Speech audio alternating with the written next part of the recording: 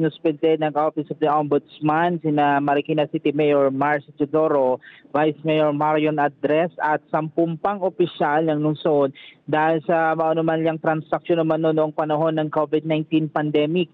Naharap ang mga naturang opisyal sa 6 na buwang sa preventive suspension without pay kasunod ng mga kriminal at administratibong reklamong inihain laban sa kanila para sa aligasyon ng katiwalian at malversation ng pampublikong pondo. Kasama nga din sa preventive suspension ang City Treasurer, City Accountant, maging iba pang miyembro ng sangguniang panglungsod.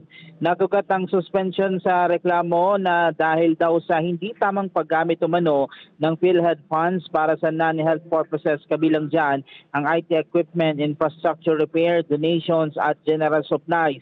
Sa pahayag na inilabas naman ni Mayor Marcy Teodoro, sinabi nitong naniniwala sila na ang ginawang suspension at hakbang ay isang politically motivated. May tuturing niya rin daw na desperadong hakbang na ang ginawa sa kanya at sa kanya mga kasamahan sa pamagitan nga ng paghahain ng reklamo laban sa kanya sa Ombudsman, COA, COMELEC, Civil Service Agency at iba pang sangay ng gobyerno. At naniniwala naman ang alkalde na meron tinatawag na due process at mapapatunayang wala silang sala sa nasabing ibinibintang.